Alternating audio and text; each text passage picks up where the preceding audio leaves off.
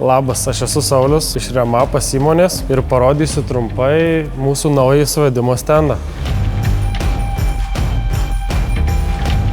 Kuo šitas stendas išsiskiria iš kitų, tai tuo, kad jis apima suvedimą pilnai nuo A iki Z, tai yra pirmiausia mes įsivarę automobilį pasijungiam diagnostinę įrangą, atliekam pilną diagnostiką, nusiskaitom visas klaidas, visus parametrus ir panašiai, atliekam automobilio patikrą, kurios reikalauja pats stendas, ko nėra kituose ir prieš tai mūsų turėtame įrenginyje. Tada mes atliekame suvedimą ratų geometrijos. Po šito darbo reikia sukalibruoti tam tikrus daviklius, tai mums nereikia jungtis jokio naujo įrenginio, tiesiog su tuo pačiu atliekame visas reikiamas kalibracijas po ratų suvedimo.